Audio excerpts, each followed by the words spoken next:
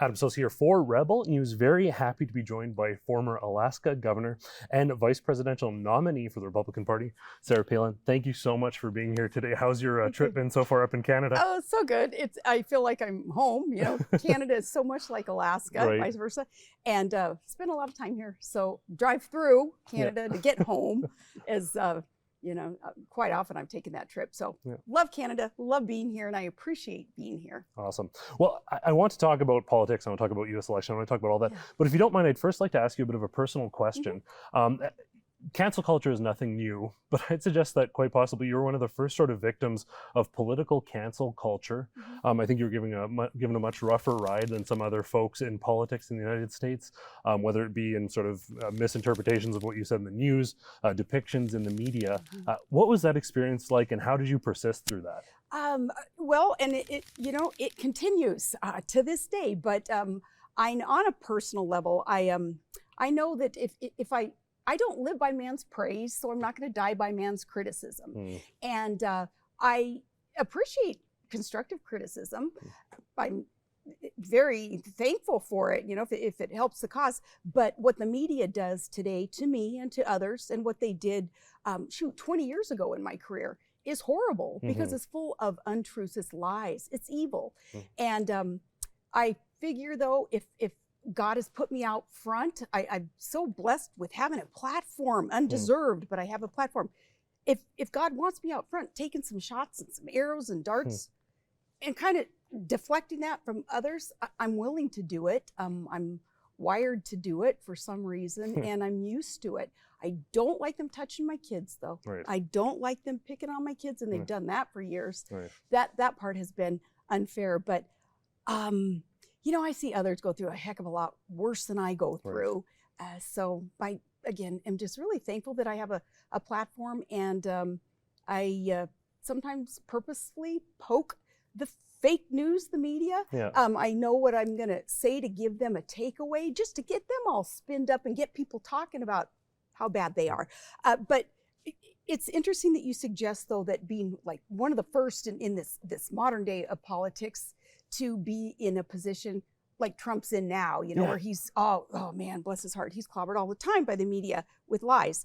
But back then, we didn't even have terms like the fake news or, I remember I would get up and do a speech, like in the vice presidential race, tens of thousands of people, and I could see media back there, Media Row and CNN, everybody there feeling, without having the terms, to call them out like what we would use today, I would just look right at them and I'd say, quit making things up. Right. Because I knew that they were, because I'd lived through it and lived with it. So I continue to do that because it's not right what they're doing. It's a slap in the face to those who want to defend our Bill of Rights, America's Bill of Rights, and our freedoms. Every soldier who has sacrificed much for our country, for our Constitution, for that Bill of Rights. What the media does is a slap in their face, and I won't stand for that. I want to talk about Trump, because that's exactly where I was going. We're on the same wavelength. But first, I just wanted to ask, and it's something that occurs within this country as well, but do you think the fact you were targeted, you can look at someone like Hillary Clinton, Representative Ilhan Omar, they seem to get a free pass on some pretty extensive and excessive things. Do you think you were targeted because you're a conservative Republican woman? Absolutely. Compare me to, say, she who's starting out in politics. Well, she's got some years under her belt now, but AOC, right? Okay. She was a bartender. She had no administrative experience. She didn't have a family and a mortgage and insurance woes or anything else. In my career, especially when they started taking shots, I had all that. I was running a state. I was a city manager. I was an oil and gas regulator. I had already gotten my college degree in journalism. I had a large family. I had many challenges around me that allowed me a healthy perspective of what was going on in society and our culture, and to connect with people. Yeah, I got beat up for that. Whereas, again, I'll use AOC as she's the darling of the media. And she's the antithesis of those, I think, whom you would want to have a large worldview and a connectivity with others who face challenges and know that government isn't the answer. Another place, and we're going to get to Trump now, another place that we have seen certainly personal targeted attacks as well as now legal attacks is Donald Trump, vilified in the media, now facing 37 charges ranging from retention of national defense info to conspiracy to obstruct justice. Now, those are charges that were levied and basically exonerated on a number of other politicians that we've already talked about in the United States. Now, that could happen for Donald Trump too, but why do you think it is that he has been so vilified beyond his, I mean, I think he'd admit he has a big personality, an abrasive personality, but it doesn't level the merit of attack he's endured. Absolutely, and that's a good way to put it.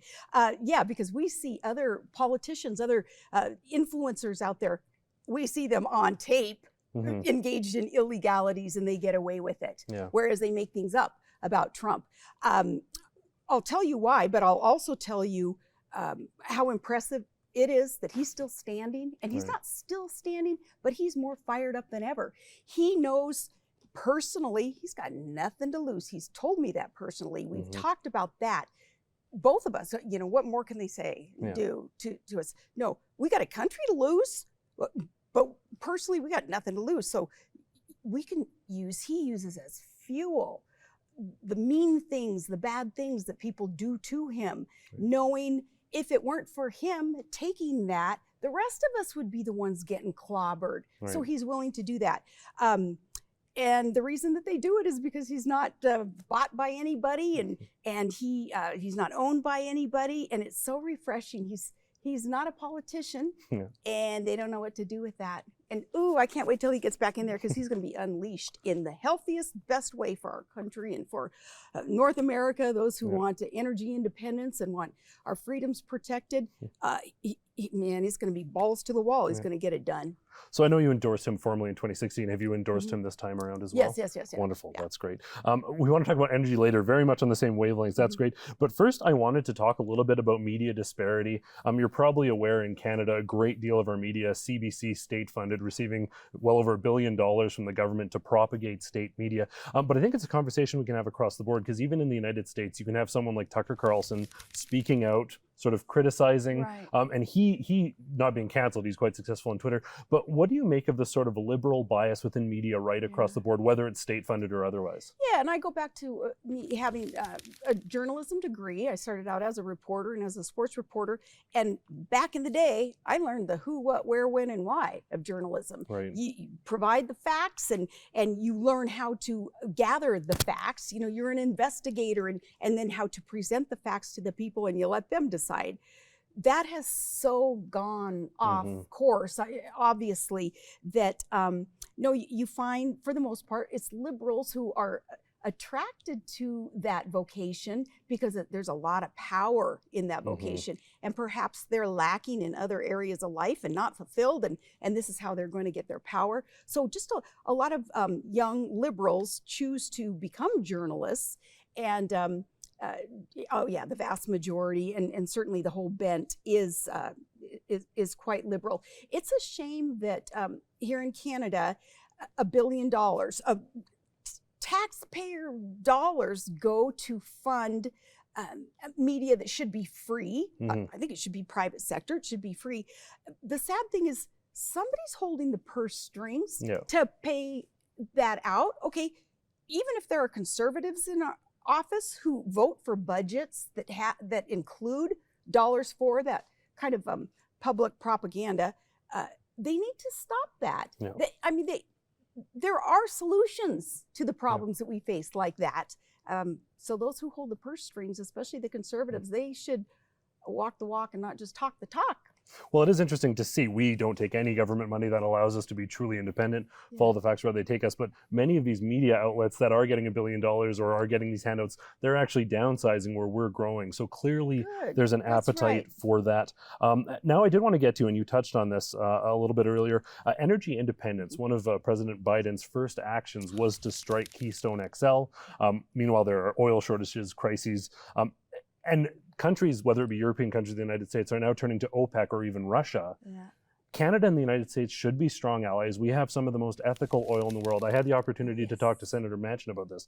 But as someone from Alaska, obviously there's a connection there. But do you think that North America needs to focus on consolidating, working as allies, and sharing our resources to be independent? Heck yes. And I just came across a video that I had done when I was governor, and it talked about the Trans-Canada Pipeline and how important it was that Washington, D.C. understood that North America is our solvency, our sovereignty, our two countries' solvency is based on energy, because energy, there's an inherent link between energy and prosperity, and energy and security for a country. And God gave us the resources. Yeah. So it's ridiculous that we're not tapping into them. So when I was governor, we worked hard on getting Washington, D.C. to understand why Canada should be allowed to flow its resources, and why Alaska should be allowed. Otherwise, we would be more and more reliant on foreign countries to produce for us, foreign countries that do not like us, and they can shut off the spigot whenever they want to. It's, and you know, we have our young men and women sent to war, blood and treasure spent over energy, when we have the God-given resources here. Super that you are also alluding to the responsible development of these resources. I think we're the true conservationists, those who live in a place like Alaska, like Canada, where collectively you do live off the land. You know, it's timber, it's the water, it's the minerals, it's the oil, it's all these things that have been created for responsible use by mankind. Well, we want in perpetuity that to continue for generations to come. We want the clean water. We want the abundant resources with our wildlife. We want to manage wildlife so that, again, in perpetuity, there's maximum yield of herds. And we do it right. Other countries don't. And we're asking them and telling them and paying them to produce for us. I think it's sinful. I think it's criminal what they're doing, because they're costing lives ultimate. And so much of this is driven by sort of the environmental radicals, whether there's global influences or they're just affected by local media. You mentioned energy as a sort of signaler of prosperity, or at least a groundwork for prosperity. What do you make of this massive push? Like, these people drive cars, they heat their homes, and then they're fighting against energy that they need in order to enjoy their quality of life. What do you make of the disconnect among environmentalists in the United States and Canada? Well, so much of the environmentalists, they're not sincere about, solving, they keep changing the term. What is it? It's not global warming now. It's hardly even climate change. I don't even know what they're calling it now, but they're not following science, so they have to make up new names. So much of it, though, it's just fundraising. It's a business for them. Look, here in Canada, you guys, second largest country, land mass wise, and you have billions of trees and trees that suck up CO2, and then they produce the oxygen for us. And it's such a clean, beautiful, beautiful country. And yet, look what your prime minister is doing. A carbon tax on you guys, and then another carbon tax on that, and ultimately Canadians are taxed like at 60% of what it is that the fruits of your labor, and a lot of that is driven by the bogus climate change claims, like taxation is going to solve the problem or something, and yet it doesn't. But okay, so Canada, it's huge land mass. It contributes only 1.6% of the carbon emissions that are being considered now as polluting or changing the world. 1.6%. But your trees, what God has created to cure the ills of carbon, which we need on Earth, the carbon emissions, your trees more than make up for it. So those people who are preaching this hypocritically, preaching that we have to thwart mankind's drive and opportunity for prosperity, they're the ones who, for instance, will fly their private jets into a conference to tell the rest of us what we're supposed to be doing. It's all about control of the people. Those private jets, one of them, the typical private jet that is flown by one of those celebrities that is known to go to these conferences, again, to tell us what to do. A 50-minute flight emits more carbon emissions, more CO2, than your average car over an entire year. Yet, they poo-poo any of our, when we call them on that. So there's a lot of hypocrisy, but it's about control of the people, and it's about money. And I'm happy you brought up Justin Trudeau, because I do want to talk about him as we wrap up here. But how just a hypocrisy. Justin Trudeau, the Liberals in this country, are making deals with China. There's police stations operating. There's backroom deals, alleged election interference now being investigated. And on the environmental front, they're not criticizing China, who for every coal factory we close, they're opening half a dozen. It's unbelievable. Right. Why is there this sort of Right. willingness to kowtow, whether it be to Russia, whether it be to China, whether it be to India? They're not tackling the actual polluters Right. in the world. Exactly. See, it's so clear to us. I think why there are still misperceptions about what's actually going on with weather changes and with the climate, and who's actually doing the polluting and what we can do about it. We keep raising our standards, worker safety standard, environmental standards. We do it better than anywhere else on the globe, the North American countries that are responsibly developing. So yeah, it's so fake that we're doing business and giving so much business to these foreign countries that are the true polluters. I think a bigger picture problem is that a lot of our young people in our school system, they're not given that kind of information. Right. They certainly aren't going to get it on mainstream media. So it's up to Rebel News and it's up to others to get out there and just, diplomatically and using science and rationally just explaining to people what the true problems are and what the solutions are, and then ratcheting everything down to the reality is these problems that government is causing us is about control of the people. Yeah. And there's there are a few groups, a few leaders in those groups that do want to control the people. They want to control the populations, and the trajectory that we're on right now towards their goal, we're going too fast towards that goal. And that's why, the rest of us have to be bolder than ever out there explaining to people what's actually going on. 81% of people in a recent poll were indicated to want new leadership, to move away from Justin Trudeau. Justin Trudeau has been advancing these agendas probably as aggressively as any leader in the world, period. Now, the Freedom Convoy, I think sometimes for people here in Canada, if they were involved in it or they're passionate about freedom, it meant a lot. But I've talked to people who don't really think they didn't really process it as that big. From someone from outside of Canada, how big was that? That's why I'm here. I was thrilled to be asked. The very first thing when I was invited to be here, I said, oh my gosh, I just want to thank the truckers. Yeah. The Canadian truckers changed the world. They changed the world. They are the ones who put the brakes on the government overreach, all that COVID BS shutdown that was all about control of the people.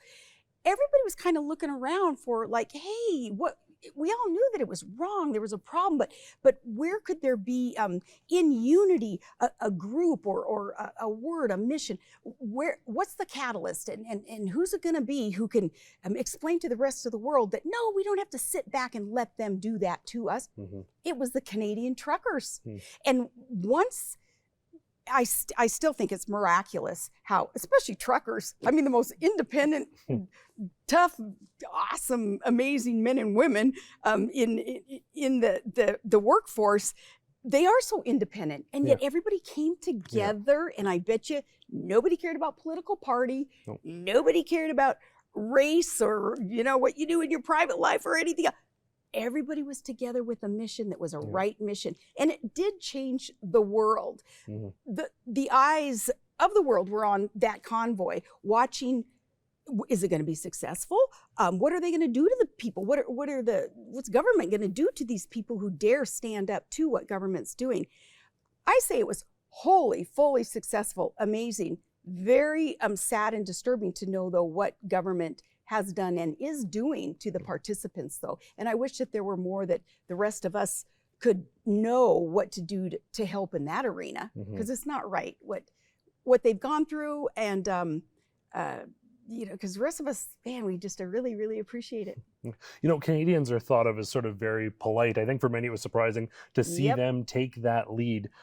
Do you think that that's a strong indicator? Obviously, I think probably we'd agree on the optics on Justin Trudeau, trending towards totalitarianism, overreaching, wants to control the media, wants to take away everybody's guns. If you could share a little bit about your sort of perspective on Justin Trudeau, and then if people like him, people pushing these agendas should be concerned with the type of pushback we've seen.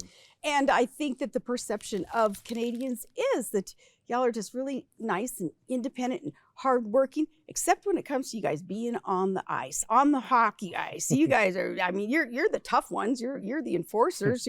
I think a lot of that bled on over into what was going on in terms of truckers getting together and saying, no, enough is enough. And we are going to protect one another. We are a team, and we're going to go up against the enemy. And in this case, it is the enemy. That government is the enemy when they try to take away a person's God-given freedom. That's not from God. That's from the enemy. So Canada's toughness was really made manifest through all of that. And it was just really impressive.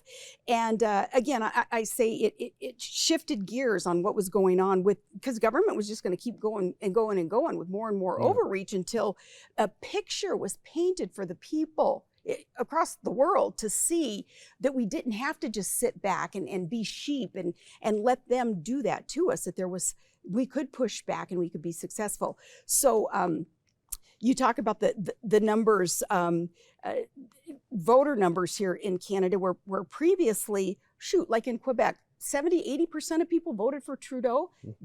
But now, even numbers in Quebec coming out are, nope, more and more people are waking up going, wait, we can't keep doing this. And we're so far from the foundation of our countries, our charters of liberty, those things that our founders, that those who made so many sacrifices to create what we can enjoy today. We're so far from what their vision was, and they had right visions, that I think more and more people are waking up, and that's seen in numbers, again, even coming out of really liberal enclaves, saying, nah, something's got to change here. Final question for you. With this general sense perpetrated by the media, by activists, that these progressive ideologies are the majority, I think we'd probably say that the majority are silent but opposed to this. Do you have any message to whether it be Canadians or Americans or anyone around the world who feels that they don't agree with this and they feel that they're in a minority, they feel excluded, they feel isolated? Any message for those folks? Well, a lot of them, they have the best heart, they have the best intentions of doing their part to make sure that our freedoms are protected and all that. But a lot of people just don't feel like they have a position or a title or an office in order to make a difference. And I like to tell people all the time, you don't need an office, and you don't need a title, and you don't need all the money in the world. But I'm proof of that. You know, I don't have that pedigree at all that like a Trudeau or somebody has, where people, unfortunately, in the past look to people like that as, oh, they must know more than we know. Well, they don't. They know less. They're less connected to reality than we are. So everyone does have a purpose. Everyone has a role. And if it used to be, you know, write a letter to the editor. And well, nowadays it's be on social media and be bold. Be out there helping campaigns, the right people running for office, willing to serve us with a servant's heart. Get out there and help those people. Contribute funds. You know, a lot of people don't have the time to do such a thing. Well, they can contribute. Everybody does have a role in this. The cool thing about what happens in a time of crisis, like during the government shutdowns and COVID itself, the virus wasn't the crisis. It was the control that government was trying to take over the rest of us. That was the crisis. So in that time of crisis, with the Canadian truckers, people could be empowered by watching what they were doing. And Ronald Reagan used to say, look around. You're not alone in fighting for what's right. The person next to you, they want to see that your spine is stiffened. And when your spine is stiffened, then theirs will be too. And then theirs will be. And then there. That, again, is, I think, what we saw with the convoy, with the Canadian truckers being willing to sacrifice so much to empower other people so that they would know you're not alone in knowing that something's wrong with this. And I think we're going to see more and more of that, more of that unified drive to get government off our back, get it back on our side. Wonderful. Well, I want to thank you so much for your time. Thank you for being Thank one you. of those people at the forefront, willing to take those blows and showing a stiff spine so other Yeah. people can follow you. Great honor to be joined by you. Well, you too. I'm sure you're not invited to a whole lot of cocktail parties in DC or in, your high maka places here in Canada, and use that as a badge of honor, though. Awesome. I certainly do. Thanks so much. Yeah. Great Thank you. honor to be joined by Sarah Palin. And as always, for everyone at home, I want to thank you all so much for tuning in. For Rebel News, I'm Adam Sos. Hey, we want to thank Canadians for Truth for bringing Sarah Palin to Calgary and giving us the opportunity to interview her. As we discussed, I also want to encourage you to consider going to Rebel Field Reports, chipping in a few bucks to help bringing out all the equipment. Filming these types of events, it does cost quite a bit, and we don't get the big handouts from the government. So again, consider supporting our independent journalism and helping us tell the other side of the story at rebelfieldreports.com.